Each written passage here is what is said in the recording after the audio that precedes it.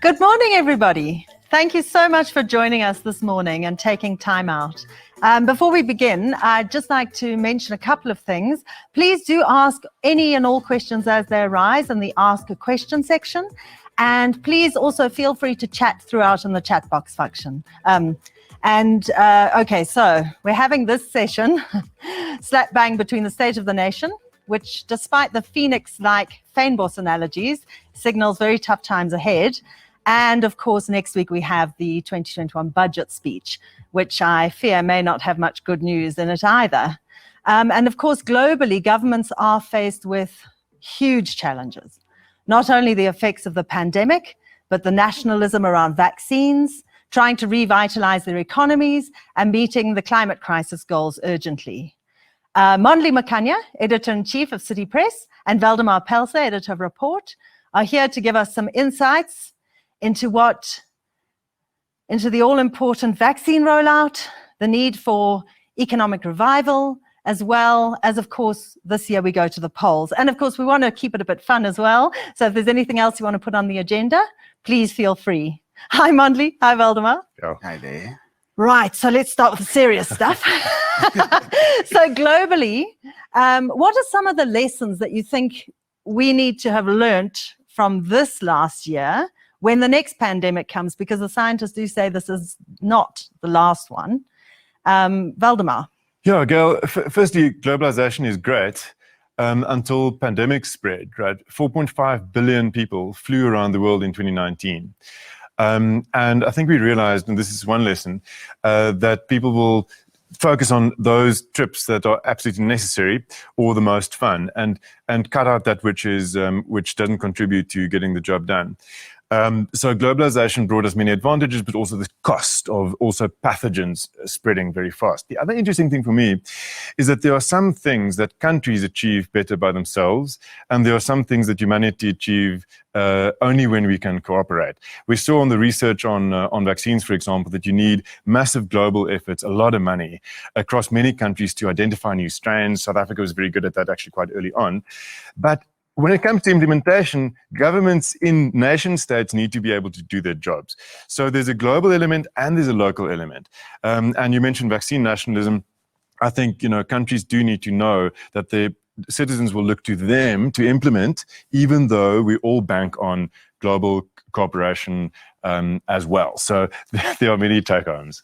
And I think that's one of the issues, is that in terms of that whole national versus global response, politicians are largely driven by servicing their own people for votes, whereas, as you say, we need more of that global cooperation. So, Mondli, how would you start to unravel those problems?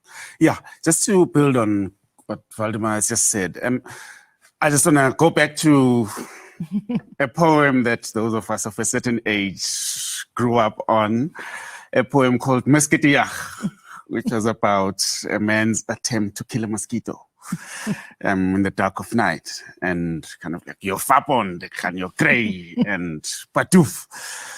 So, and I think the response to the pandemic globally and in individual countries was basically a very much big sledgehammer, bringing that sledgehammer to kill this thing. And in the attempt to kill this thing, you can actually smash your own wall and cause more destruction, which is exactly what happened. And you cannot blame the governments, you cannot blame the response, because we haven't been through this in many generations. There's been Ebola, there's been AIDS and so on, but humanity has not actually faced a global pandemic in a long, long time. And something needed to be done. We're all put in prisons and we're all angry about being put in this big prison. And so governments, but if the governments had not done that, we don't know what would have happened. So I think one of the lessons that have to come out is, how do you actually fight something like this without destroying the economy, without destroying livelihoods, without making the problem even bigger, and without having to then, at the end of it, having to spend a heck of a lot more money to fix the problem that that has now been created. So I think it's one of the lessons is there have to be other tactics other than the big padoof that you do that was done to fight this particular pandemic. So that's the one thing. And I think the bigger one is what Valdemar spoke about and what Ramaphosa spoke about at some point in the past month or so, the whole issue of nationalism, vaccine nationalism, and people hogging, people hoarding. And I think that the cooperation that was necessary among nations was something that actually, it was a lesson learned, but a lesson not really learned, because people still proceeded to do things for themselves. People still wanted to protect their own people, whereas actually a more global response, a more cooperative response was the way to do it. And I think that we haven't properly learned that lesson. I don't think you're having those broader conversations. And part of it had to do with the fact that the biggest nation on earth had somebody who was not willing, the most influential nation on earth had somebody who was not willing to facilitate that particular cooperation, and instead went around creating enemies, and a lot of protectionism became the norm. So I think that's one of the things. But then I think also, lastly, is the question of like within nations. And I think that a much more proactive education of people about compliance rather than a hard lockdown, a hard enforcement that made people actually resentful of government's actions. Absolutely. And I think linked to that is also the whole idea of the democracies around the world being under the sort of democratic project is largely under threat here and there, and especially even here we've seen with Jacob Zuma's defiance of the Constitutional Court. So how do you think the democracy project is getting on globally when you talk about Trump's America, and which is now gladly gone, but that did set the tone, Mandy? The democracy project was under threat before the pandemic. Because as we saw, particularly around the time that Trump came to power, we had autocratic populists coming to power around the world, whether it was in Hungary, whether it was in Poland, Brazil, and Philippines, everywhere. And so democracy was under attack anyway. And I think the cover of COVID gave autocrats and dictators and anti-democrats the ability to say, okay, now we can amass power, and we can actually exercise control. And that actually did a lot of damage to democracy, to constitutionalism around the world. And in fact, we saw just not far from here, well, it is far, Uganda is far from here. In Uganda, we saw that what happened there was that the cover of COVID was actually used to steal an election, effectively. And in our country, unfortunately, what was also done was that you had people, powermongers within our current administration, being so excited about the ability to wield power, to exercise their pet projects, whether it was hatred of tobacco, whether it was hatred of alcohol, or whether it was like just hatred of walking dogs. And so people who wanted to exercise power actually used that power to use that cover of COVID to do so. And I think it's something that post-COVID, post this period, we're going to have to go back to and say, in the face of a disaster, are we ever again going to allow governments to be able to exercise so much power and exercise so much control of our lives? Yeah. What struck me though, Gail, was the ease with which populations around the globe accepted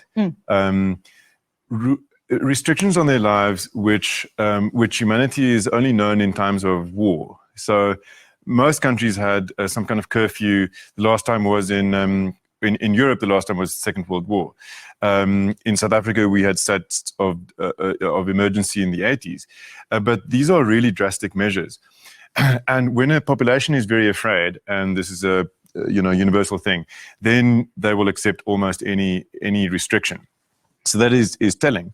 But when Moni speaks about the crisis of democracy, one other thing that I think has driven the point home is that people do not know what to trust and who to trust anymore when it comes to information. You can use COVID as an example.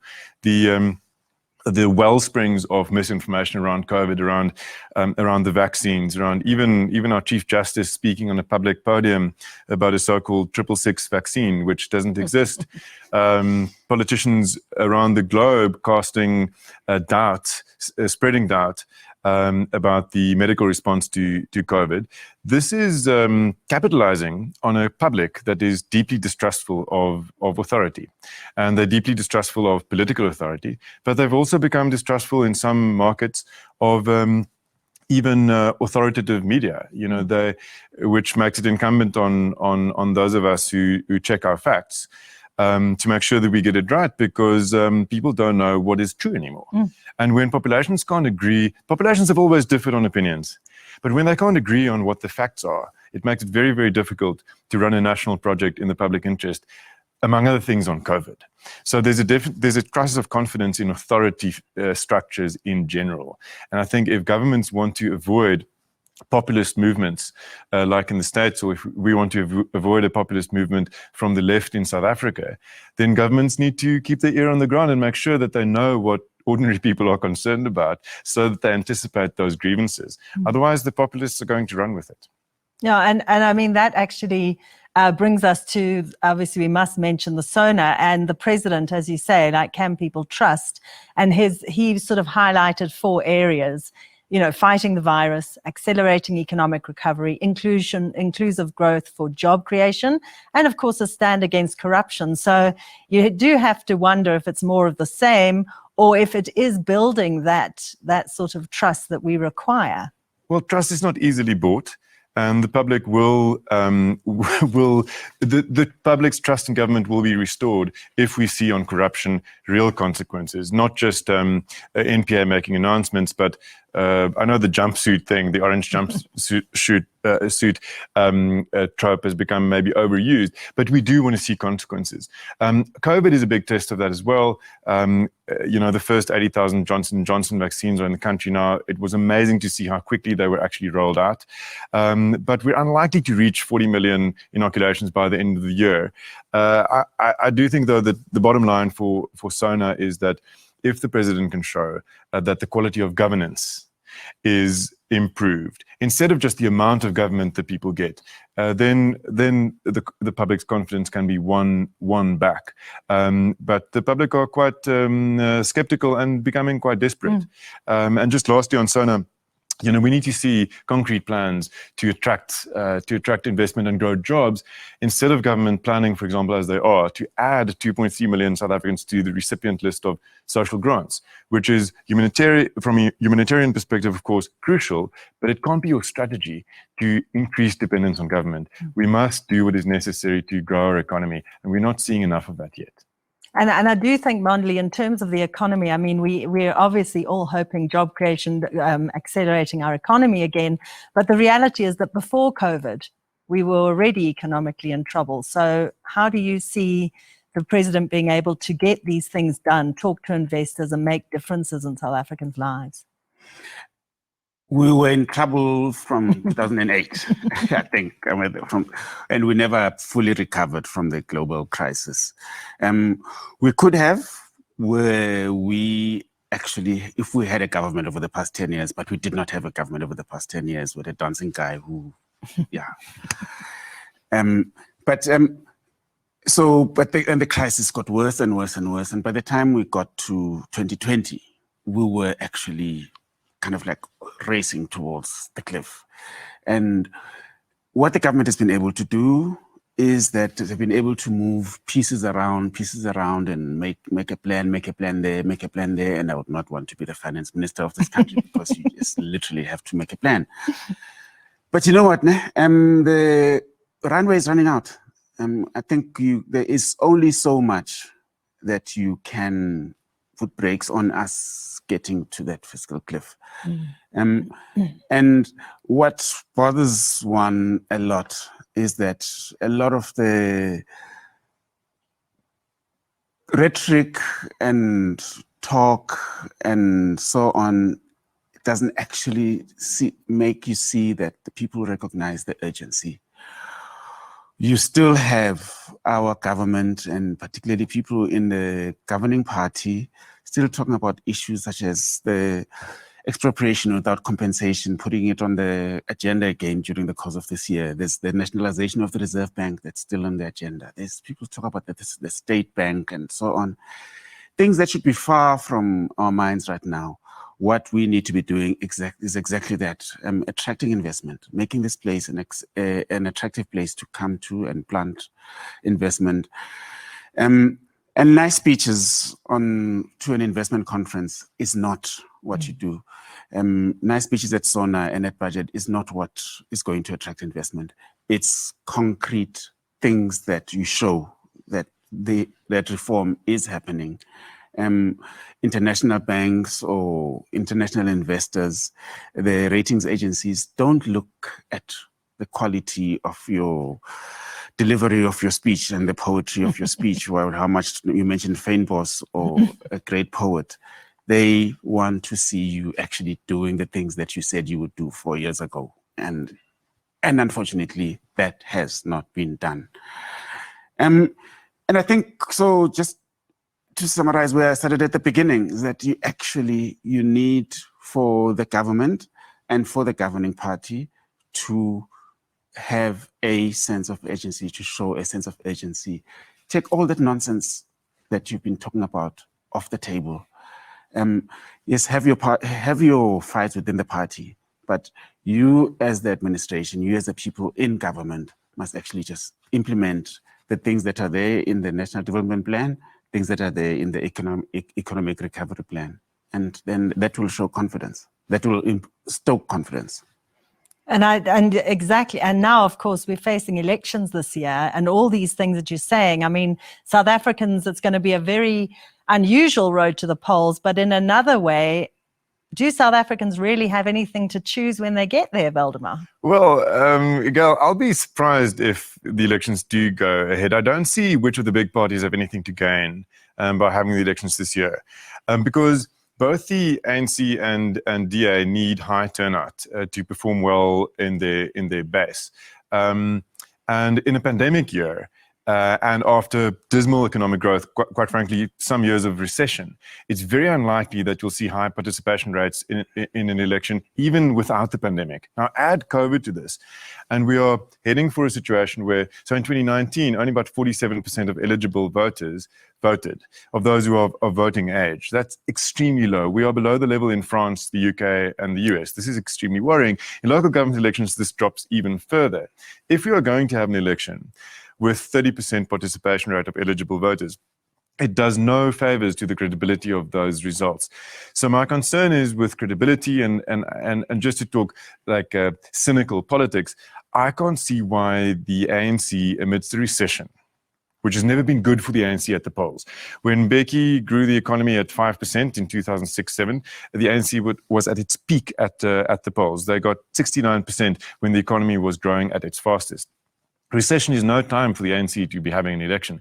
And the DA has always banked on disproportionately high turnout there where their supporters live. Not only is enthusiasm among DA supporters quite low at the moment for the party, but the party historically has banked on high turnout. And in the pandemic year, I just don't see that happening. So I'll be surprised if there is an election at all this year. Yeah, I agree. I think it's not in the interest of the major parties to have an election this year. And so they will probably kind of like push it out, which would be terrible. Because what it would mean is that the municipal governments that were elected in 2016 will have been in power for 8 years. It would be 9 years actually in 2024. And that's not good for a democracy, for a democratic culture. I think it's important that when people get elected, that you know that you have 5 years, and in 5 years you are out. So I think even if the pandemic is still around, even if it doesn't suit the major parties, even if you have to change conditions, for the sake of our democratic culture, we actually have to have an election before November or by November, and that 2024 we have the national election. And then if you are to harmonize the local government elections and the national elections, as some parties are proposing, then that's rather shorten the term of the local governments and have local government elections again in 2024. But we cannot extend the terms of the governments that are in power. And voters are already very angry and dissatisfied with the municipal governments that they have at the moment. They're dissatisfied with the councillors. So what are you saying to that person who's dissatisfied? You're saying, hey, dude, wait until 2024 and you'll be able to get rid of your councillor, you'll be able to get rid of your mayor. So I think we should, as a society, insist that the local government elections go ahead this year. Okay, and then on top of that, hope that when we all get to the polls that there's somebody to choose on the ballot, I guess. Well, we'll have independent candidates for the first time in local government elections this year, so Yes. that's bound to shake things up a bit. Yeah, hopefully it does. And I think, there'll be an exciting addition to this, and like an unknown element in the form of Action SA that was formed by the former Johannesburg mayor, Herman Mashaba. It's not going to be a national factor, but it's going to be a factor in Gauteng. And I think, let's see what happens in Johannesburg, because Joburg people, Pretoria people will have something to choose.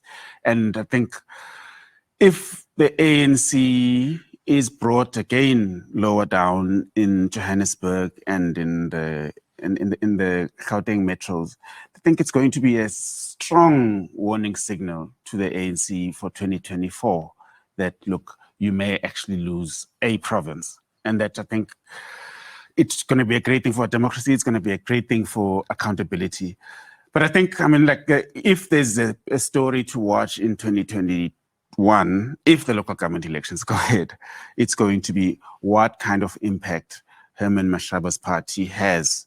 Even if it's negligible, can they be a kingmaker of anything? Can they make a dent in any of the major parties? So I think that will be the story to watch. And also what to watch is what happens to the economic freedom fighters, because there is a great concern within the ranks of that party that they are reaching a ceiling, which they are.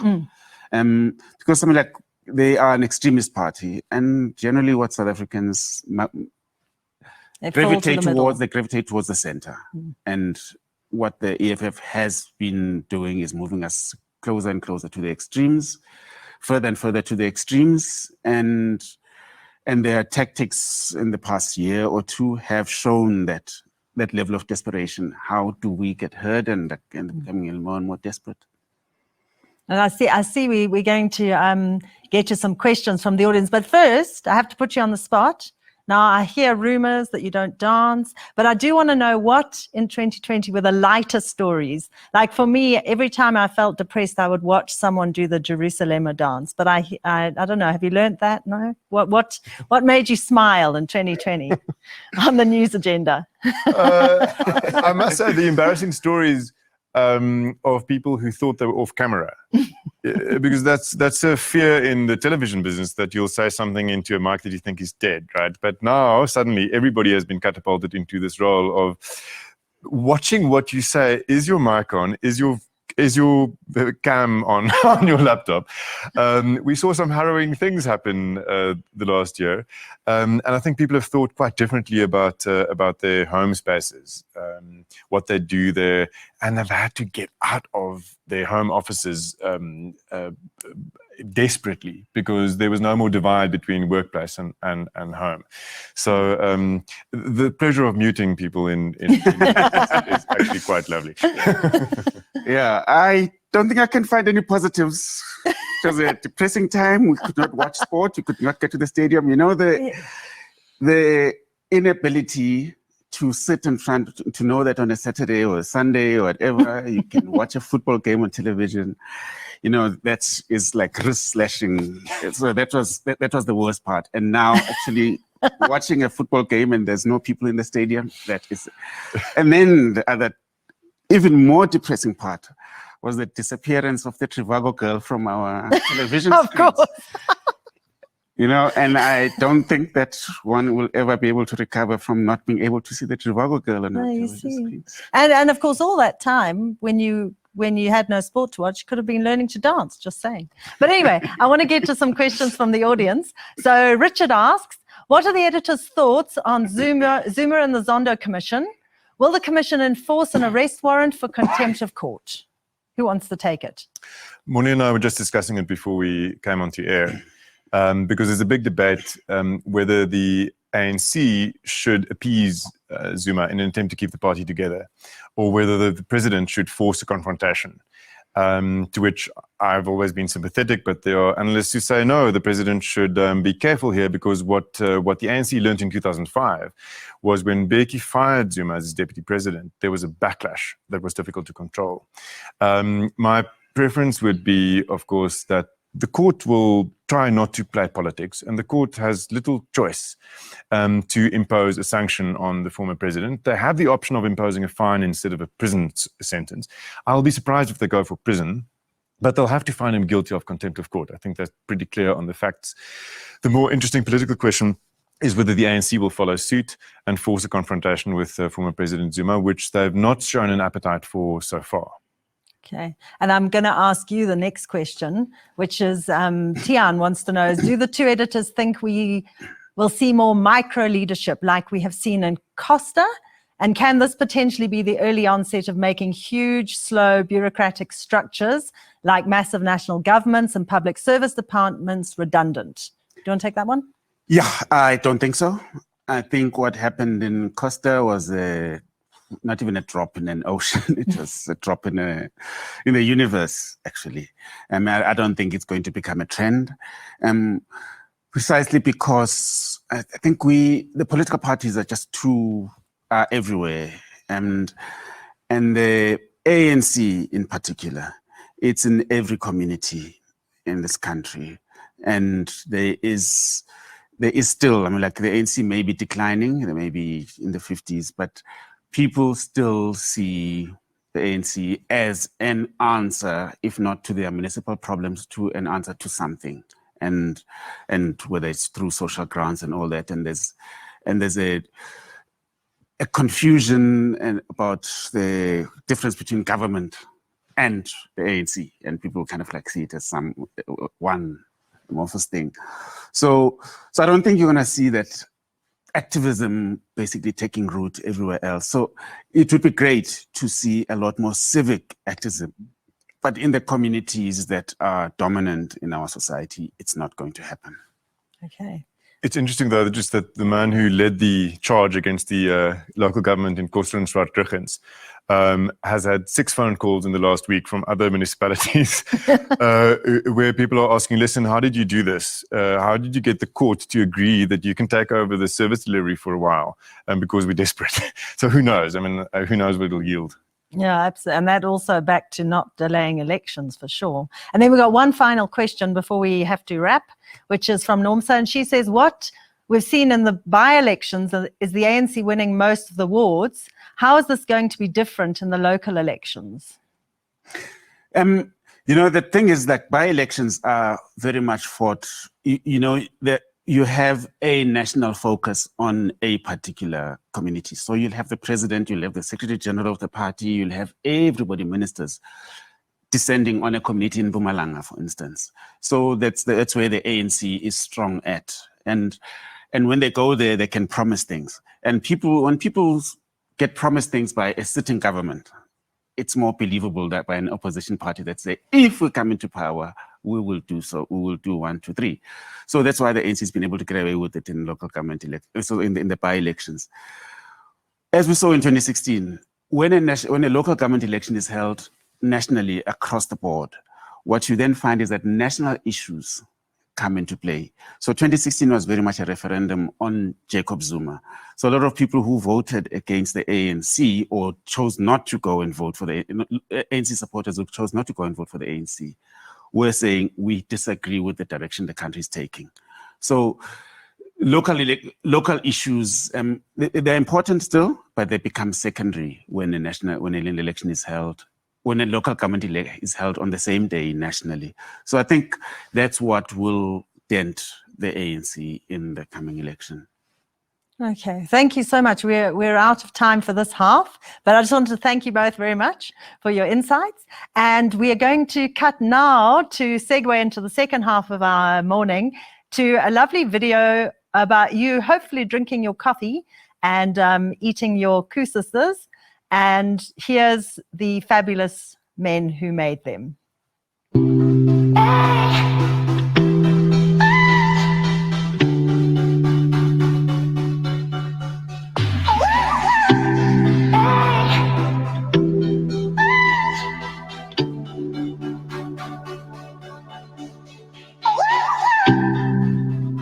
It's a very ritualistic type of offering, you know, like once somebody likes what you do, they're most likely to come back. Everything I do with meaning. Sugaring the koesisters, as simple as it sounds, there's an art to it as well. When I present this, they should have the taste and the fun and the journey of fuzzy. East City, Cape Town is seen as the mecca of coffee in Cape Town. I was right in the mix with that, and I was able to cultivate my own little niche in the market, created a following, and I had people who believed in what I do. There was a person that came to me and said, you need to take this to greater heights. What are you going to do about it? And I didn't understand his question at the time. Koesisters is not a wheel that has just been reinvented. It's always been there. It's a heritage. It's a Cape Malay heritage. And I want to make it accessible to everybody, not just to the Cape Flats, not just to the local communities. So I want to make it available nationally. I would really love to start roasting my own coffee. And by roasting my own coffee, I think I've always had this dream that I want to use the same opportunity I was afforded to afford it to others who are less fortunate, and also make it slightly more accessible for them to break into the industry. I want to help local brands actually use coffee to elevate their brands into a higher strata. I want to start hitting the retail companies, the Woolworths, the Spars, the Pick n Pays, the ShopRite. If I do that and I do grow into the distribution, I will ensure that I employ more people, and this will create more jobs in South Africa, which we are desperately. I mean, coming from 2020, they say great things happen even in the most desperate times. And I think this is one of those opportunities. And I need the bigger audience now to start believing in me and believe in this product, because it can go far. It can even go beyond our shores.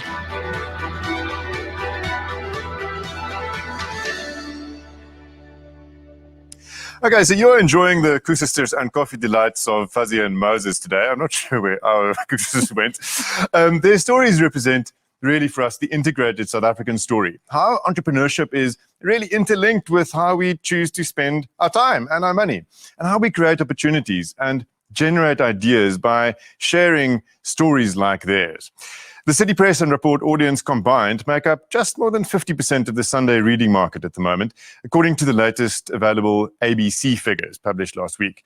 Also, both brands extend well beyond their flagship print editions onto social media and digital platforms, keeping our audiences informed when and where they choose to read us. Through our in-house research arm, Forum 24, we recently conducted a survey of attitudes across a broad range of subjects. From that, we've extracted the results we thought you'd find most compelling. To run us through them are the head of Ads 24, Tasmia Ismail, the managing editor of Report, Diesel de Lange, and the content editor of Ads 24, Gail Edmonds. Welcome to you all. Gail, I'm going to start with you. So when we buy a detergent, we expect it to wash our clothes clean and a car to take us from A to B. But what does the research tell us about whether customers also prefer brands who care and show that they care?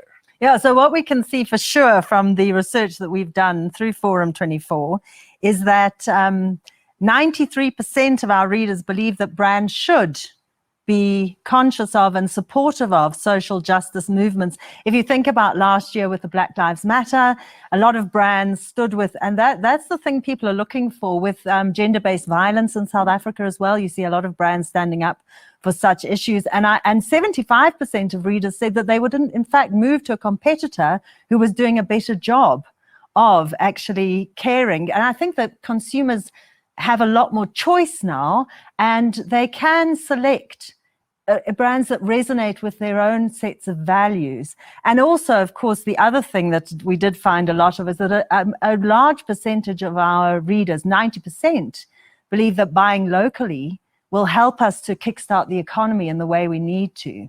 So buying locally, Tasmia, is something which we had to do during the hard lockdown because we couldn't import anything. Absolutely. And yet e-commerce for a short while, of course, was banned, but then it really took off. And so 45% of the respondents, if I have my numbers correctly, said that they're shopping more online now than they used to. What does Ads24 do to reflect these shifts in how people buy? So, Valdemar, yes, thank you for that. I think it's important to note that the pandemic has definitely amplified the need for immediacy and for having, disposable aids at your presence. But I think what more is to say that e-commerce experiences and that full e-commerce journey is actually very important to identify the satisfaction of that. We're in a very fortunate position because we are able to help smaller businesses in terms of creating these e-commerce solutions. And then the fulfillment element of that still sits within Media24. So we're quite fortunate in that. I think also knowing that bigger businesses will have a much more seamless approach and will get their stuff together in terms of creating those e-commerce properties. It's the smaller businesses that might be challenged.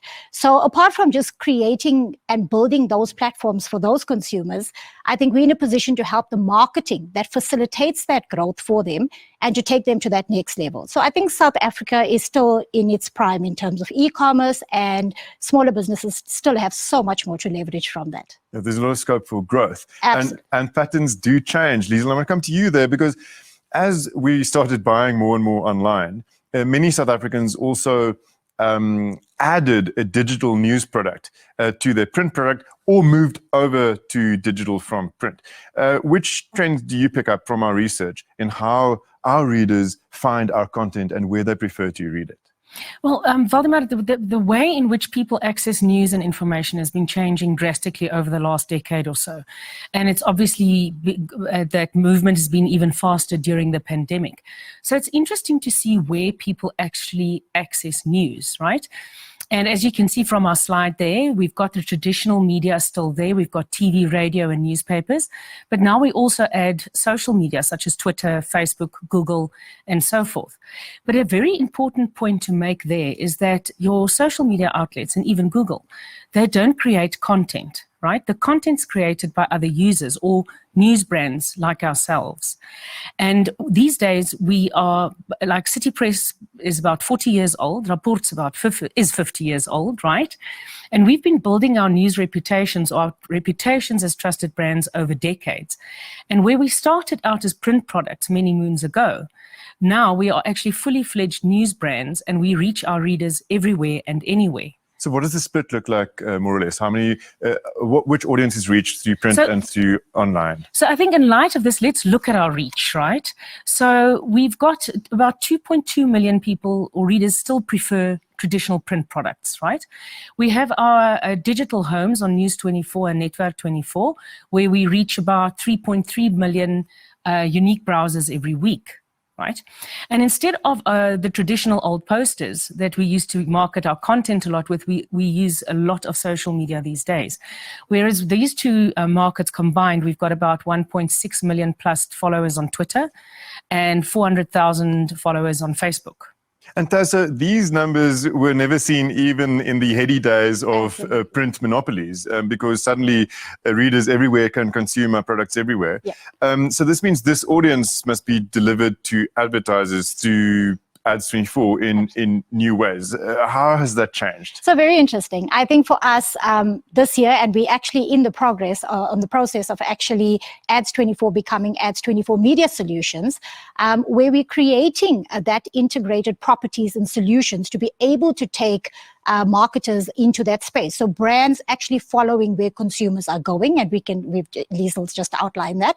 So I think very critical to note that we're focusing more on what our brands need in terms of this changing market, and they're also looking at marketing strategies for the future. So we've really transitioned from, saying to a client that we could create integrated solutions that thread across your print, your digital, television, e-commerce, research and insights. So there are so many elements and touch points that we create for brands, which actually make it such a compelling solution. And that's what it's about. It's about customer centricity and the needs we have to deliver. And so when you go and sit in front of an agency or a client, you don't come as representative of a print newspaper, but of an audience. Absolutely. And I think that is the critical thing. We want to do away with that perception that Ads 24 and the Media 24 property and brands, still have a very strong print bias. We've really moved from that. Okay, so we just have movement, change. It's absolutely overwhelming, Gail. But of course, we have to keep up and, of course, also make change happen. And so we've seen during lockdown, for example, and the pandemic, which is not over, as our viewers would have noticed, we've seen lifestyles change. And we've seen people interested in different lifestyle content through our products. And we've seen consumers spend on different lifestyle products. What does the research tell you? Well, as you can see from the slide, there's still obviously the current affairs, financial help, as well as education are still high as economics, those the things you expect. But I think more and more we've noticed that people are spending more on making their home spaces more palatable. If you spend more time at home, you tend to spot the cracks in the corners, so to speak. And also things like fitness. And I don't know, I'm not unique. I'm sure lots of people who used to go to the gym, I never used to go to the gym, just for full disclosure, but I might have one day, but now I haven't got a chance. But, people are now finding solutions to exercising at home, and so we're finding that increasingly, so sort of people are looking for things that do help them live their better lives. And the Sunday markets, traditionally anyway, have been a beautiful mix of everything. And I think from that perspective, we're well placed because we do deliver and always have, whatever the platform, whatever bits and pieces of the things people need to pull together their lives in the best possible way. And I've lost my train of thought. No, but it's interesting that you mentioned Sunday markets do both the things, because historically Sunday newspapers were both highbrow and lowbrow. You would get a bit of gossip and you'll get the serious politics. And so they've shifted their approach to some extent, right? Yes, absolutely. That's it. And in terms of DIY, though, you mentioned people spending more time at home and fixing things. Has there been a big shift in offering audiences more content about how to do it yourself? I think so. I think that increasingly people do want to know how to. So, one of the big trends, I guess, is that everybody became a foodie over the lockdown. So what, with different levels of success. Different levels of success too. So 1 in 3 of our readers in this set of research said, no, I'm absolutely a foodie. Whether we get the same information from the rest of their families, we're not too sure about. And another interesting thing is people have changed the way they shop for clothes. So where we might put fancy office kit, now people are buying sort of snazzy comfy wear. So I think that you're right. We're changing that. And so are there specific products that audiences have gravitated towards, which then the Sunday newspapers have had to give them information about? Absolutely. And it's quite interesting. The things people are planning to upgrade or get more of have been things like upgrading their cell phone, getting better data access, their PC being updated, all things, even buying new TVs. They're all things that talk to that change in lifestyle. And so increasingly, the editorial teams respond to that by helping people navigate what is the best way to get better data access, for example. So all those things do tie together. So you mentioned comfy clothes. Now, I noticed that Liesel, to whom I'm moving now, is wearing some shockingly red heels, which, Liesel, I don't know whether you bought them online during lockdown. but if we can have a close-up there, thank you. But people have spent more money on some things and less money on others. Do we know what indeed it was that they pulled back on and what they splurged on, like those shoes? Well, Waldemar, these were pre-COVID shoes, and you'll see they're open toes, which means for a long time I would not have been able to buy them during the lockdown regulations. Of course. Anyway, but regarding people's finances, I think the respondents' answers mirrored what a lot of us had actually experienced at home as well. We saw that more than half of people were able to save money during lockdown, or during the harder lockdown periods, but this does not mean that they're in a better financial position than they were before the pandemic struck, right? Because we are all very well aware of how many South Africans have lost their jobs, how many businesses are struggling with dwindling incomes, and many people that have also lost or part of their income. Many people have had to take salary cuts. So we found that around 90% of the respondents are concerned about their finances.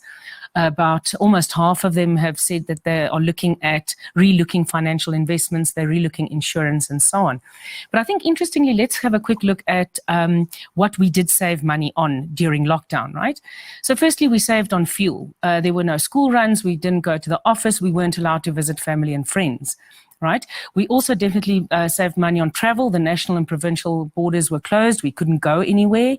We saved a lot of money on entertainment because the theatres were closed, the casinos were closed, restaurants had limited trade, pubs had limited trade, so we spent less there. And also figures from the alcohol industry obviously show us that people spent less money there. What we spent more on, like you mentioned earlier, the only adventures we were allowed were the culinary adventures at home. So we spent quite a bit more money on food and groceries, right? We also spend quite a bit more money on tech because to prepare for homeschooling as well as working from home. And we spent more money on vitamins because people were desperately trying to stay healthy while we were figuring out how to deal with the pandemic. And of course, we share information about these things with our readers every week, not only about politics, but news you can use. And so our mandate is varied. It extends to providing readers with useful and relevant information to help them make better life decisions, and not only when it comes to elections. And one of the ways we do this is by collaborating with brands. A good example is Money Makeover, a partnership that we had with ABSA. We took 6 readers through a financial boot camp of sorts, now open for entries for its 4th edition. So this Money Makeover has been a game changer for many of our readers, not only the 30 readers who have participated so far.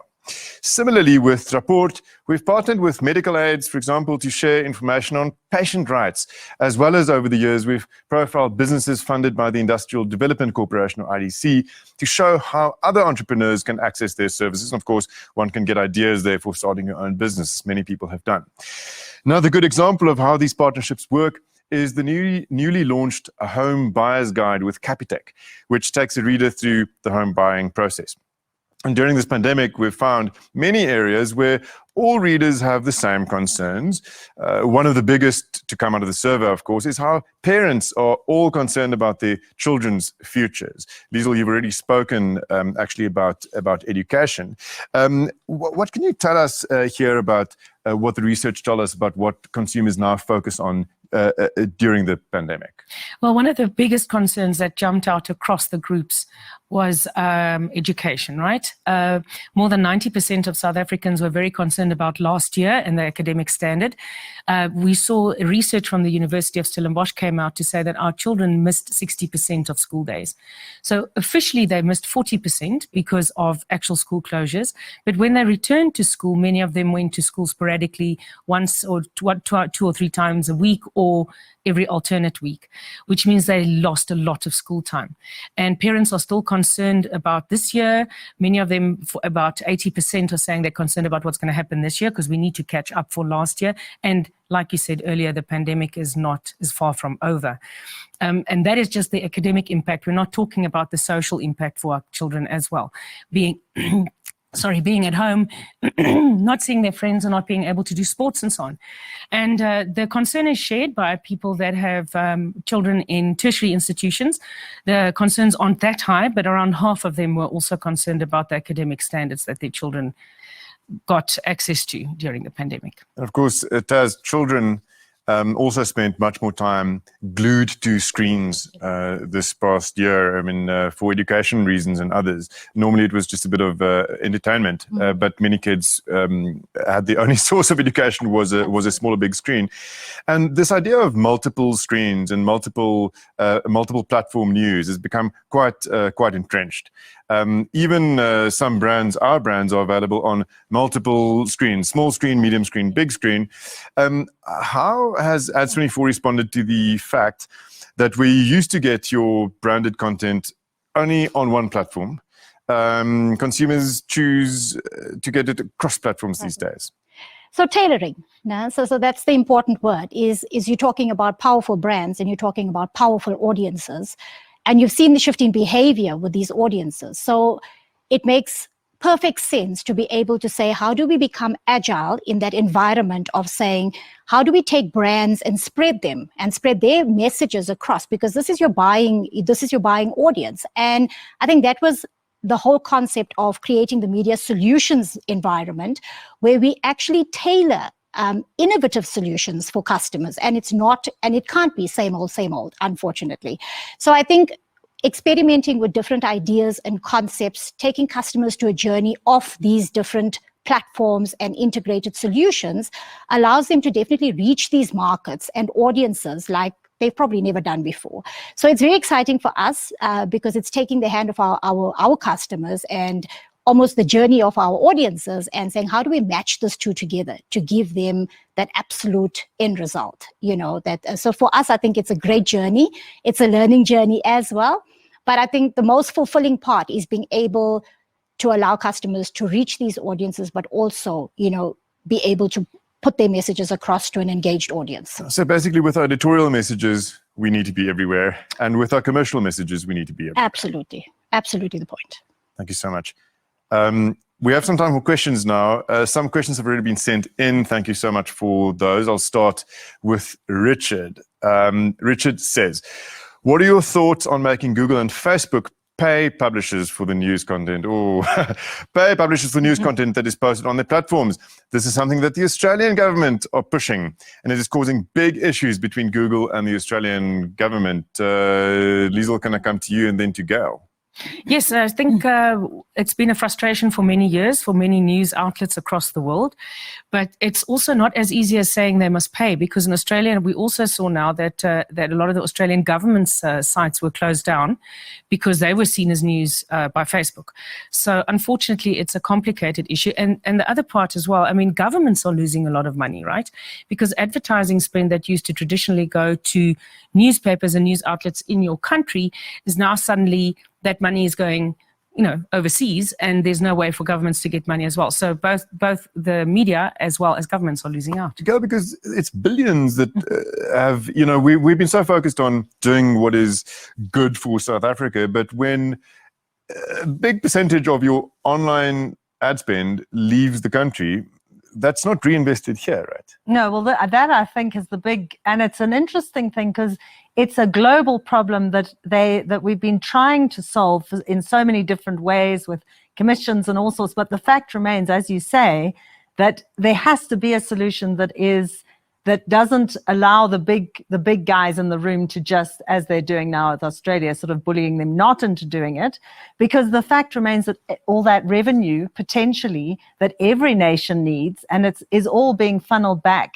to one of the richest nations. So it is a very interesting problem, and I am pleased to see Australia having a go at it, and I think we're all going to have to do something. But it's not only funneled back to the nations, it's funneled back to tech platforms, which have become quite divisive in some Exactly, anyway, yeah, that's a long another conversation. discussion. Sandra asks, readers of print are loyal fans. What are City Press and Report's strategy to grow that local base?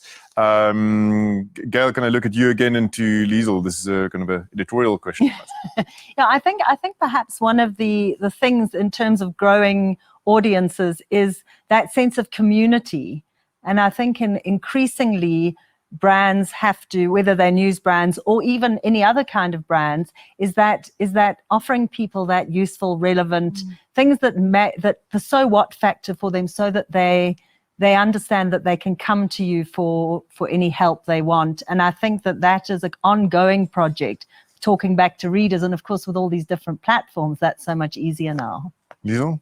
Well, specifically looking at a practical example, right? At Rapport, you've got your readers that prefer the luxury of online, right? Lying in bed and picking up your phone and reading the paper rather than going out and buying it or fetching it from the front door. But what we've done as well, you find some of those readers, though, still prefer the way in which news is organized in print. And so we load PDF versions, full versions of the paper on Netwerk. City Press does the same on News24. So people can actually read the paper in the format that they're used to. And the interesting thing is that we have about between 14,500 and 15,000 PDF downloads a week now of people that actually like the online concept but prefer the setup that they're used to in the organization of news. Change, more change. We'll stay up to date. Liesl, Gail, and Tasmia, thank you very, very much. And thanks to you for taking the time out of your busy schedule to be part of this conversation. It's been a real privilege to be your guide. Thank you.